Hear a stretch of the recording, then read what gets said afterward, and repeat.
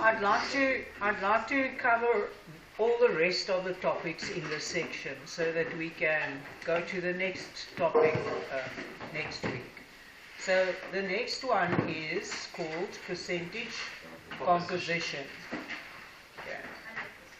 Now this part is where we're actually working a bit backwards, because the way they determined the formulas of the compound was to analyze the compound and to get what percentage of the elements are present. So we're going to work a bit backwards. So if I have water, what is the percentage of hydrogen in that compound? What is the percentage of oxygen in the compound? Now these percentages are percentage composition by mass. Okay. So 2 over 18. Yes, you're right. 2 out of 18 grams, 2 grams out of 18 grams would be hydrogen, and then you just use your percentage.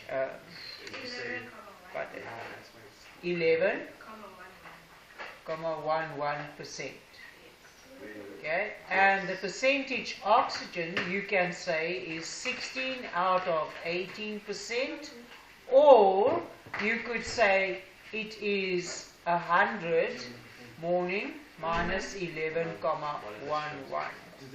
So that would be 8,8 times 10 to the negative 3. What is that? Now I don't know what you got there. You times Yes, or you press your percentage knob on the calculator. Then it gives the weird answer. Negative. Well, then we need to learn how to use the calculator there. Let me just. So what do you want?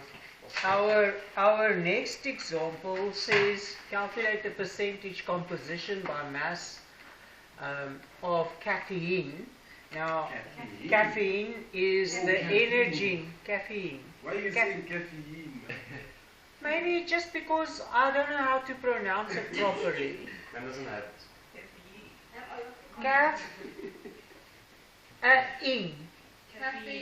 Caffeine. Yes. If I pronounce it in a different way, then at least I'll get your attention. So that was example 1. Now example 2. So the chemical formula that of caffeine is C8H10 N4O2. Quite an addictive compound, this one. Somebody says molar mass is 194 grams per mole. But yeah, it's grams. 1 mole would have that mass. So the percentage carbon in this compound will be 8 times 12 over 194%. Okay.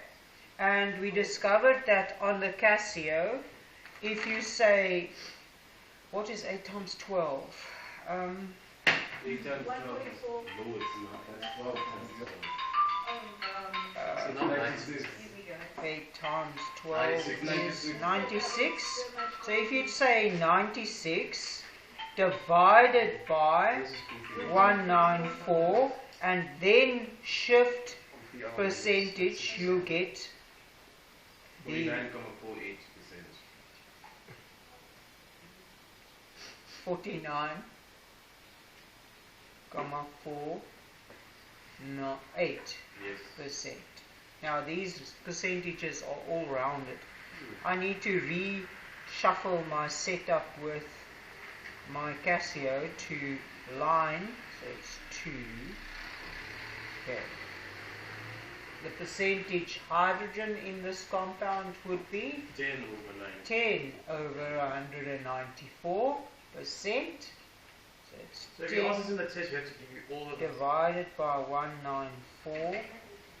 If I ask you this in a test, we have to give you all of percentage composition for each element? Yes, it depends on the question. But this one says determine the percentage composition of caffeine. So you have to determine the percentage carbon, determine. Remember, we're still going to do the empirical formula. Yes, we're getting there next. 5.15. Oh, I thought my Casio gave the wrong answer. Everything the same as last time.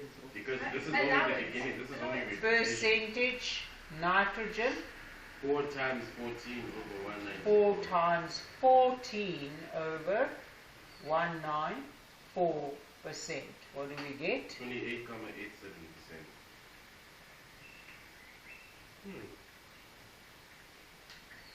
And the percentage oxygen then would be 16 times 16 times 2.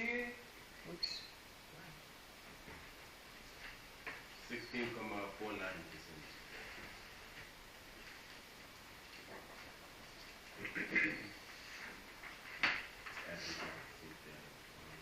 Right. The next is empirical formula, and this is the whole method they use to determine the formulas of compounds. So the pain we're going through comes from them analyzing, getting the percentage composition of the compounds, of the elements in a compound, and then converting them to formula. Not all empirical formulas are true formulas. So the empirical formula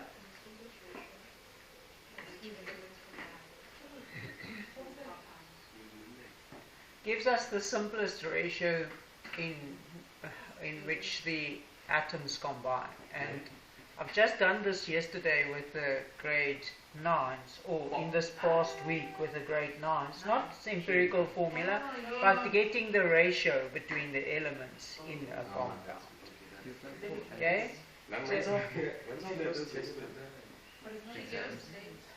I think I did give you the dates. You need to get the dates. Okay. So the empirical formula gives the simplest ratio.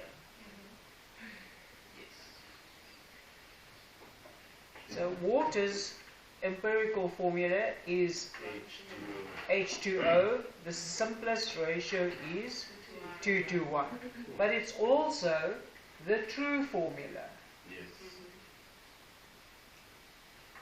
Because the molar mass of this compound is 18. Okay. Hydrogen peroxide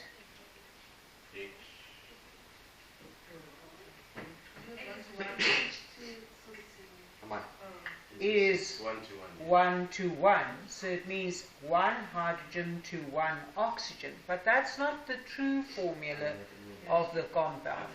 The true formula's got a mass of 17 grams per mole, but that is not true. Sorry, that's not true. This is an empirical formula's mass. The true formula's mass is 34 grams per mole. So if the ratio between hydrogen and oxygen is 1 to 1, and the mass is double, the true mass is double, then the true formula is H2O2. The true formula is C8H18. Okay? The empirical formula for it will be, this is now for octane, C4H9. But this 9, this compound doesn't exist. Okay? So the ratio is 4 to 9.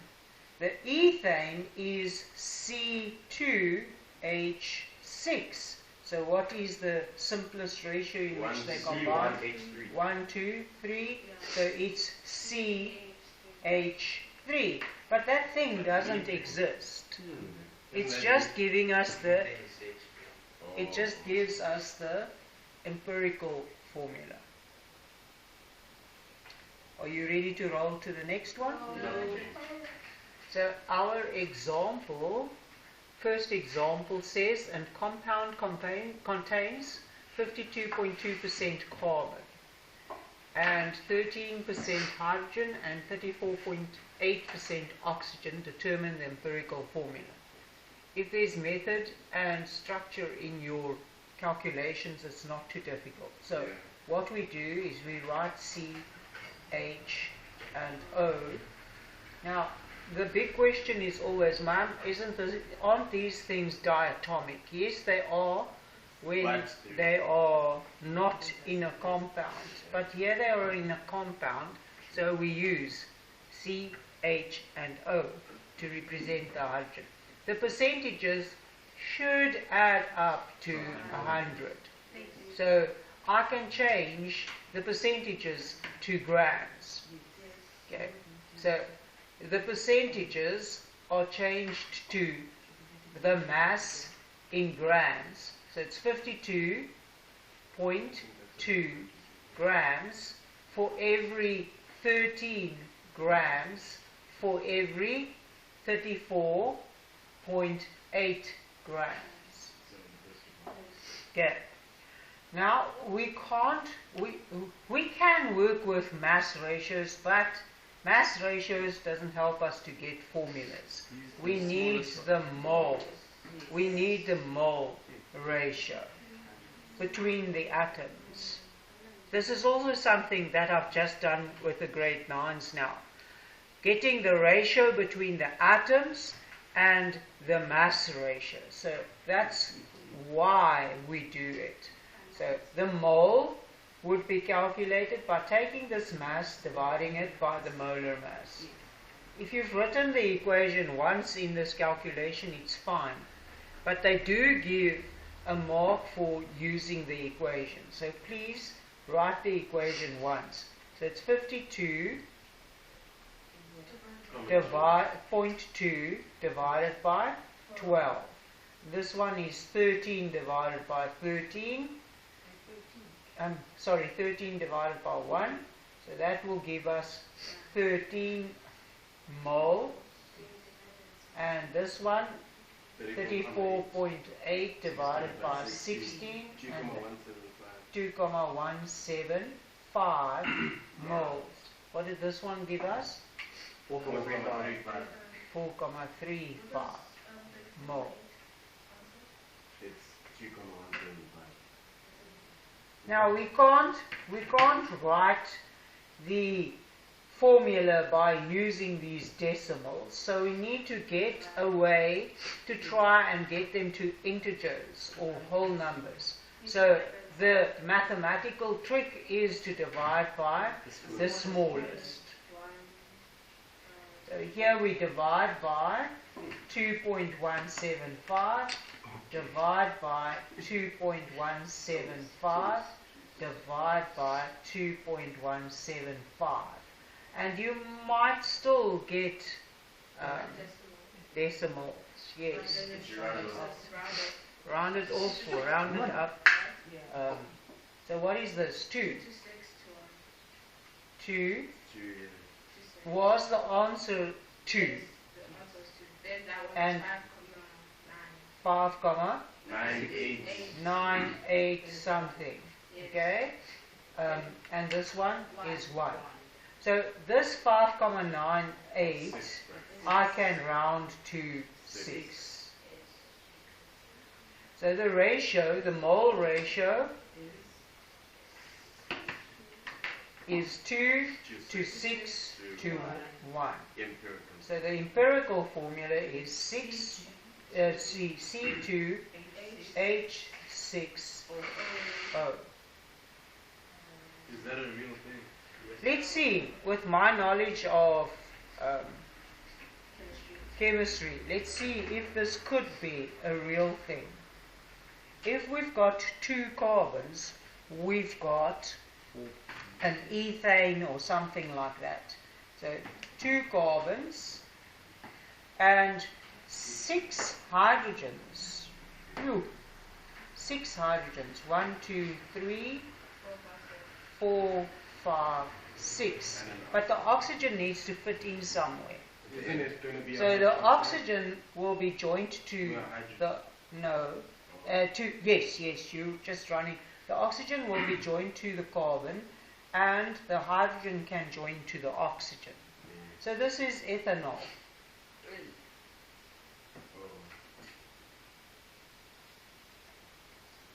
This is the molecular formula of ethanol. So how did you figure out how to do that? So it is, you'll be able to do that in grade 12 once you've learned the organic chemistry molecules. When do you do But it? it's not, I haven't seen any question where they actually do it, where they require you to do it.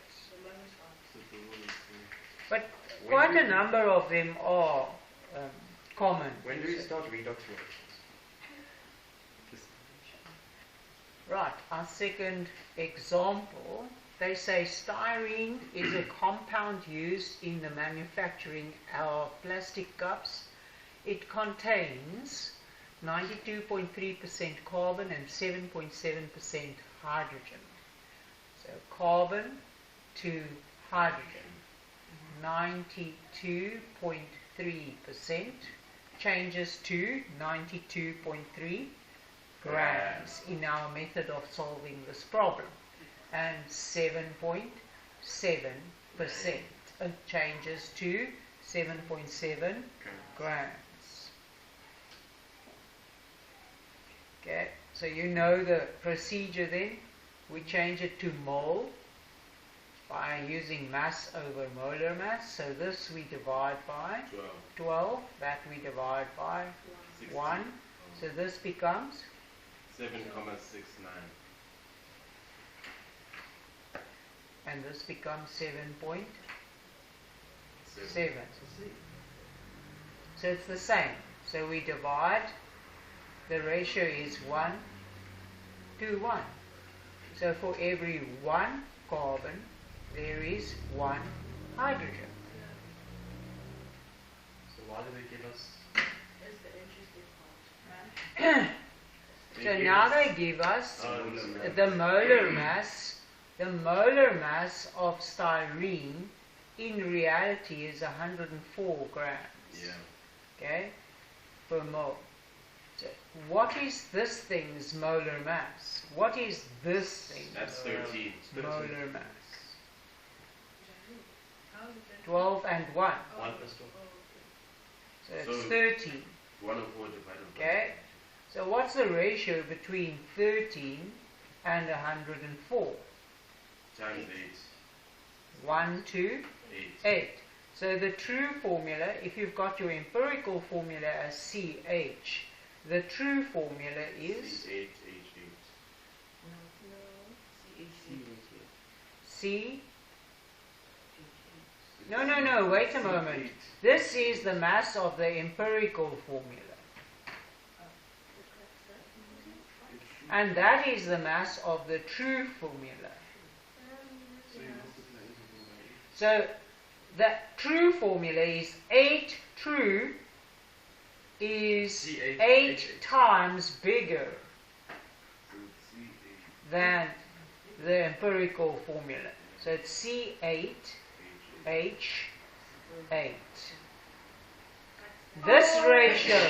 This ratio is 1 to 8, not the ratio between the atoms. The ratio between atoms is 1 to 1. Yes, the ratio between the atoms is 1 to 1.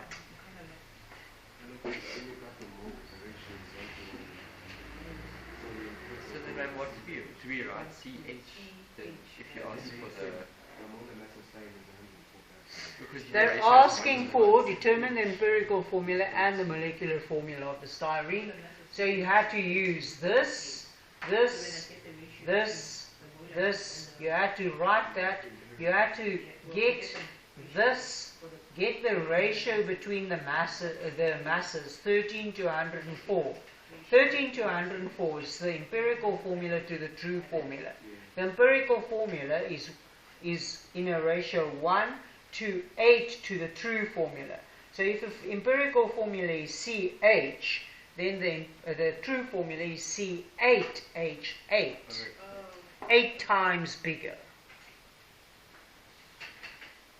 You got it? Right.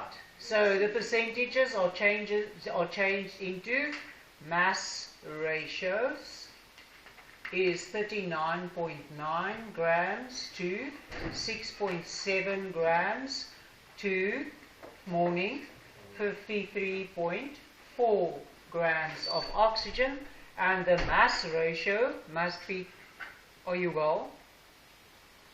I'm sad to hear that, but I'm glad you're here. Okay, so it's changed to mole ratio, and moles is what? Mole is mass over molar mass. So it's 39.9 divided by 12, which gives us 3,325.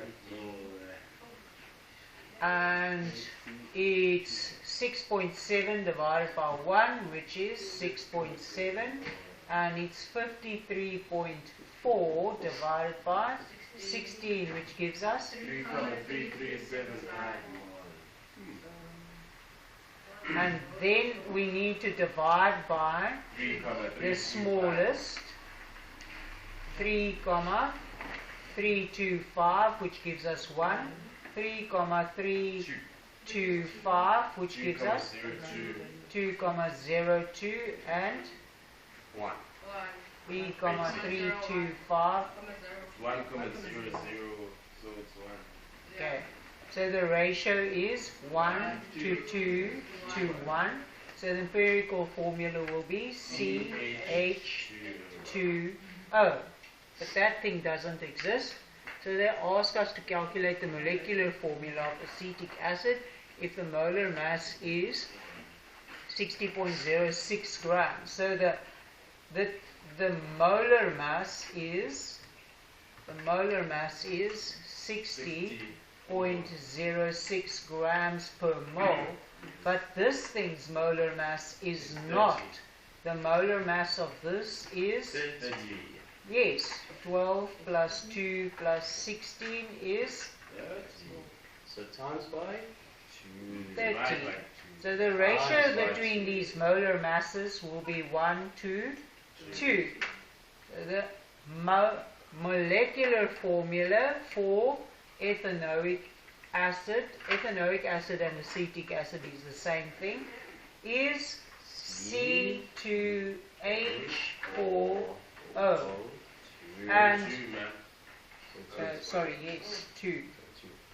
Okay, so if I can push you into grade 12, there are 2 carbons and 2 oxygens and 4 hydrogens. That's the vinegar. So vinegar That's is also vinegar. polar. Vinegar is also polar, yes, you're right. But the vinegar you buy to use at home in your food and whatever you It's diluted. else, yes, it's a 5% solution vinegar. So these molecules are present, only 5% of that mixture is vinegar. The rest is water. I'm sure it was pure vinegar we would like. I'm just going to calculate the mole